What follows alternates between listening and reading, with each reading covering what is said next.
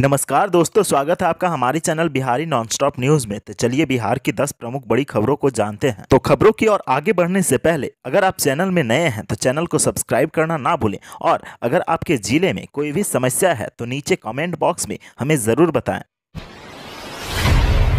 पटना में 2 bus stand के बाद अब तीसरे की तैयारी। जमीन अधिग्रहण के बाद निर्माण कार्य होगा शुरू। पटना में अभी 2 बस स्टैंड हैं जहां से लोग बस पकड़ते हैं और अपने गंतव्य स्थान तक जाते हैं। एक तो गांधी मैदान स्थित बांकीपुर सरकारी बस स्टैंड है और दूसरा बैरिया स्थित पाटलिपुत्र अंतर्राज्यीय बस स्टैंड। लेकिन यह जानकर खुशी होगी कि अब तीसरे बस स्टैंड की तैयारी सरकार कर रही है। दोनों बस स्टैंड से भार को कम करने के लिए जल्द ही नए बस स्टैंड का निर्माण कार्य शुरू होगा। तीसरे बस स्टैंड को एम्स के पास बनाने की तैयारी की जा रही है। इसके लिए जमीन भी चिन्हित किया जा चुका है। जल्द ही भूमि अधिग्रहण का भी काम पूरा होगा। पटना एम्स हॉस्पिटल के पास बस स्टैंड बन जाने से औरंगाबाद, सासाराम, विक्रमगंज, बक्सर, आरा, पालीगंज, भभुआ जाने में आसानी होगी। इन जिलों के लिए बसें यहीं से मिलेंगी, जिससे बेरिया बस स्टैंड का भार कम होगा, क्योंकि अभी करीब 2000 बसें यहां से रोज खुलती है। एम्स के पास यदि तीसरा बस स्टैंड बन गया तब करीब 500 बसों का लोड कम हो जाएगा। आने वाले दिनों में यदि यह बस स्टैंड तैयार हो गया तब सिलीगुड़ी,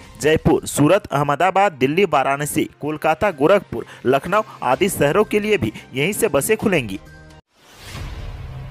गोल इंस्टीट्यूट ने सम्मान समारोह का किया आयोजन। मेडिकल में सफल बिहार झारखंड के सैकड़ों छात्र छात्राएं हुए सम्मानित। बिहार झारखंड में मेडिकल की तैयारी कर रहे छात्रों की पहली पसंद बन चुकी गोल इंस्टीट्यूट ने बीते शनिवार को मेडिकल में सफल सैकड़ों छात्र छात्राओं को सम्मानित किया। पटना के गांधी मैदान के पास स्थित बापू सभागार में सम्मान समारोह का आयोजन किया गया। इस सम्मान समारोह में गोल इंस्टीट्यूट की बिहार एवं झारखंड से लगभग 572 से अधिक सफल छात्रों को सम्मानित किया गया। कोविड-19 को ध्यान में रखते हुए सरकार के दिए गाइडलाइन के तहत सोशल डिस्टेंसिंग और मास्क के साथ कार्यक्रम का सफलतापूर्वक आयोजन किया गया। प्रोग्राम में बतौर मुख्य अतिथि के रूप में बिहार सरकार के स्वास्थ्य मंत्री मंगल पांडे इस कार्यक्रम में शामिल हुए। मंत्री मंगल पांडे ने कहा कि सफल छात्रों को आने वाले समय में समाज की कई उपेक्षाओं पर खरा उतरना होगा। उन्होंने छात्रों को स्वास्थ्य के क्षेत्र में बेहतर कार्य के लिए प्रेरित किया। बिहार में बियाडा की जमीन 50% तक सस्ती, जाने नीतीश सरकार की नई नीति। बिहार सरकार ने निवेश को बढ़ावा देने के लिए उद्योग की जमीन की कीमत निर्धारण के फॉर्मूले में बदलाव किया है। मुख्यमंत्री नीतीश कुमार की कैबिनेट ने हाल ही में विशेष भूमि आवंटन एवं आम माफी नीति को मंजूरी दी थी। दरअसल बिहार में निवेश को बढ़ावा देने के लिए उद्योग विभाग औद्योगिक भूमि प्रबंधन से जुड़ी 3 नई पॉलिसी लेकर आ रहा है। इस पॉलिसी के तहत अब उद्योग के लिए बियाडा की जमीन पर 50% तक छूट दी जाएगी। तीनों पॉलिसियों में से सबसे मुख्य बियाडा की प्रस्तावित लैंड अलॉटमेंट पॉलिसी है। इसके तहत बियाडा अपनी पुरानी जमीनों की कीमतों में 40 से 50% तक की कमी करने जा रहा है। जारी नया अलॉटमेंट नीति के तहत बियाडा केवल उसी को जमीन आवंटित करेगा जो गंभीर निवेशक होंगे, तथा जब वह अपने डीपीआर विभाग को सौंपेंगे वह निवेशक को तभी जमीन मुहैया कराएगा। इस पॉलिसी को लेने के लिए निवेशक को कम से कम 50 एकड़ जमीन खरीदनी होगी। साथ में इसमें निवेशकों को जरूरी छूट दी जा सकती है। बता दें कि तीसरी और सबसे अहम पॉलिसी वन टाइम सेटलमेंट से जुड़ी है। इसके तहत उद्योग विभाग ऐसे औद्योगिक निवेशकों को जमीन सरेंडर करने के आसान और बेहतर विकल्प देने जा रहा है।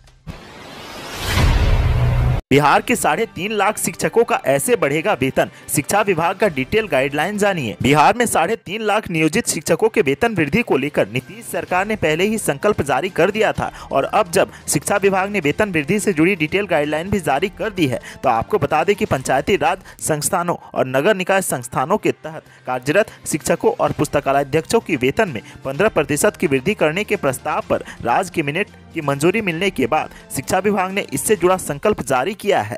वित्त विभाग की मोहर लगने के बाद शिक्षा विभाग ने 12 नवंबर को विस्तृत दिशा निर्देश जारी करते हुए इसे बिहार गजट में शामिल करने का निर्देश दिया है। विभाग के उप सचिव अरशद फिरोज द्वारा जारी आदेश में वेतन वृद्धि के संकल्प के मुताबिक नया पे मैट्रिक्स भी जारी किया गया है। साथ ही वेतन निर्धारण की प्रक्रिया भी तय कर दी गई है। 12 नवंबर 2021 को जारी पे मैट्रिक्स में 1 अप्रैल 2021 के प्रभाव से जिन शिक्षकों के वेतन का निर्धारण होगा उन्हें वार्षिक वेतन वृद्धि का लाभ 1 जनवरी 2022 से मिलेगा। उपर्युक्त पे मैट्रिक्स में वेतन निर्धारण में यदि किसी शिक्षक का मूल वेतन अपने कनीय शिक्षक से कम निर्धारित हो तो उनका मूल वेतन कनीय शिक्षक के मूल वेतन के अनुरूप निर्धारित किया जाएगा।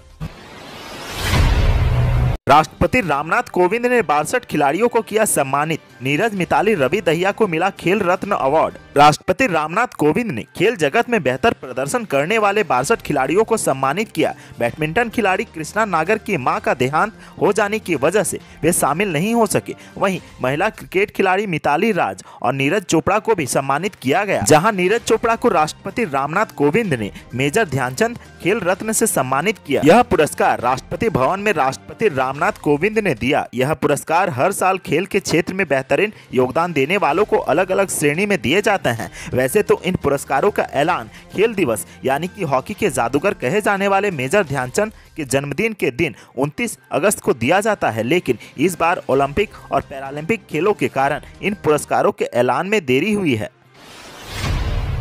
तेजस्वी ने बिहार पुलिस को जेडीयू का कार्यकर्ता बताया, बोले अच्छा फर्ज निभाया। पूर्णिया में पूर्व जिला पार्षद की हत्या के मामले में अब सियासत तेज होती नजर आ रही है। पूर्व जिला पार्षद रिंटू सिंह ने 9 दिन पहले अपनी हत्या की आशंका जताते हुए पुलिस में शिकायत दर्ज कराई थी, लेकिन उसके बावजूद बिहार पुलिस ने कोई एक्शन नहीं लिया। नेता प्रतिपक्ष तेजस्वी यादव ने इस मामले को गंभीरता से लेते हुए बिहार पुलिस को जेडीयू का कार्यकर्ता बता डाला है। ट्वीट करते हुए लिखा है कि नवनिर्वाचित जिला परिषद ने बिहार पुलिस अर्थात जेडीयू पुलिस सह कार्यकर्ता को लिखित शिकायत की थी। जेडीयू की बिहार सरकार से मंत्री लेसी सिंह का भतीजा उनकी हत्या करवा सकता है, लेकिन जेडीयू पुलिस अपना कार्यकर्ता वाला फर्ज निभाने में तत्पर रही और उसकी हत्या हो गई। तेजस्वी ने लिखा, बिहार से अच्छा कानून का राज कहीं होगा क्या, जहां पुलिस ही नागरिकों और निर्वाचित विपक्षी जनप्रतिनिधियों की हत्या करवाती हो, जहां पुलिस ही शराब की तस्करी करती हो, जहां पुलिस ही थानों में शराब बेचती हो, जहां पुलिस सत्ताधारी दल के कार्यकर्ता के रूप में कार्य करती हो। शराब मामले में चौकीदारों के निलंबन पर पप्पू यादव ने उठाया सवाल, बड़े अधिकारियों पर कार्रवाई की मांग। जन अधिकार पार्टी के राष्ट्रीय अध्यक्ष पप्पू यादव ने बीते दिनों हुई जहरीली शराब से मौतों को लेकर सरकार और विपक्ष दोनों पर सवाल खड़े किए हैं। पप्पू यादव ने विपक्ष को भगोड़ा तो सरकार पर शराब माफिया से मिले होने का आरोप लगाया है। पप्पू यादव ने सवाल किया है कि बिहार का विपक्ष सड़कों पर क्यों नहीं उतरता, सिर्फ ट्विटर पर ही क्यों सक्रिय रहता है। विपक्ष भगोड़ा है। उन्होंने तेजस्वी यादव का नाम लिए बगैर कहा है कि बिहार विधानसभा में विपक्ष का नेता शराब माफियाओं के साथ चलता है, शराब का पैसा विपक्ष के घर में जाता है, विपक्ष की भूमिका संदिग्ध है, सत्ता पक्ष में ज्यादा विपक्ष के लोग अरबों रुपये के शराब के खेल में शामिल हैं। उन्होंने कहा है कि आने वाले दिनों में मुख्य विपक्षी पार्टी के बहुत लोग शराब के मामले में गिरफ्तार होंगे। विपक्ष कुशेश्वर स्थान में प्रचार करने जाता है, लेकिन शराब पीड़ितों से मिलने नहीं जाता है। पप्पू यादव ने विपक्ष पर आरोप लगाया है कि बिहार में शराब बेचने और बिचवाने में विपक्ष का सबसे बड़ा हाथ है। शराब का पैसा विपक्ष के नेताओं के पास पहुंचता है। शराब से हुई मौतों में अगर सत्ता पक्ष के लोग जिम्मेदार हैं तो विपक्ष उससे कई गुना ज्यादा जिम्मेदार है। बिहार में विपक्ष की भूमिका शराब के मामले में संदिग्ध है। पप्पू ने कहा है कि यदि विपक्ष के नेताओं में हिम्मत है तो शराब कांड के मामले पर सड़क पर उतरे और सरकार का घेराव करे। आजादी वाले बयान मामले में कंगना रनौत के खिलाफ पटना में केस दर्ज। कांग्रेस ने की पद्मश्री वापस लिए जाने की मांग। कंगना रनौत के हाल ही में दिए गए बयान को लेकर पटना में केस दर्ज कराया गया है। यह केस बिहार कांग्रेस की ओर से पटना के एसके पुरी थाने में दर्ज कराया गया है। बिहार कांग्रेस ने इसके साथ ही पद्मश्री वापस लिए जाने की मांग की है। कंगना के इस बयान से पूरे देश में विवाद खड़ा हो गया है कि जिससे कंगना ने एक निजी चैनल के इंटरव्यू में कहा था कि भारत को 1947 में आज़ादी नहीं बल्कि भीख मिली थी और जो असली आज़ादी मिली है वह 2014 में उस वक्त मिली जब नरेंद्र मोदी की सरकार सत्ता में आई। इससे पहले महिला कांग्रेस की ओर से राजस्थान के 4 शहरों जोधपुर, जयपुर, उदयपुर और चूरू में कंगना के खिलाफ केस दर्ज कराया गया था। अक्सर अपने विवादित बयानों को लेकर चर्चा में रहने वाली बॉलीवुड अभिनेत्री कंगना रनौत ने हाल ही में भारत को आज़ादी भीख में मिलने का बयान देकर एक नया बवाल खड़ा कर दिया है।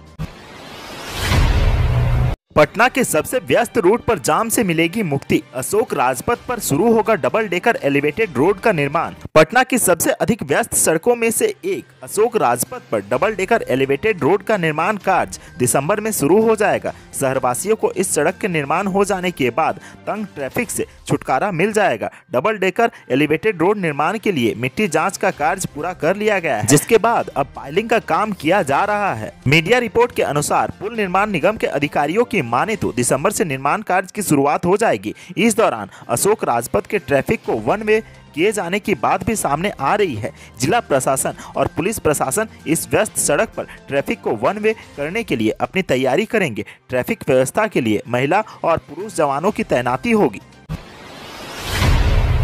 ड्रोन से होगी शराब के धंधे की निगरानी, समीक्षा बैठक में बना एक्शन प्लान। बिहार के सारण जिले की प्रमंडलीय आयुक्त पूनम की अध्यक्षता में शराबबंदी कानून के तहत पूरे प्रमंडल में की जा रही कार्रवाई की समीक्षा कार्यालय कक्ष में हुई। बैठक में विशेष रूप से भाग लेने के लिए पटना से उत्पाद आयुक्त सह निबंधन महानिरीक्षक बी कार्तिकेय धनजी आए हुए थे। उनके साथ वरीय पुलिस पदाधिकारी भी थे। बैठक में उत्पाद आयुक्त ने प्रमंडल के तीनों जिलों के जिला अधिकारी एवं पुलिस अधीक्षक को बिहार में लागू शराबबंदी कानून को सख्ती से लागू करवाने के लिए हर संभव प्रयास करने को कहा है। इसके लिए पूरे प्रमंडल में व्यापक प्रचार प्रसार अभियान की शुरुआत करने को कहा गया है। नए चेकिंग पॉइंट बनाने के साथ साथ महत्वपूर्ण जगहों पर नए सीसीटीवी कैमरा एवं आवश्यकता अनुसार ड्रोन की सहायता से भी गैर कानूनी ढंग से शराब को बनाने व बिक्री करने वालों पर नकेल कसने को कहा गया है। नदी के रास्तों पर भी नजर रखने हेतु गश्ती के लिए नाव लेने का भी निर्देश दिया गया है। प्रमंडलीय आयुक्त ने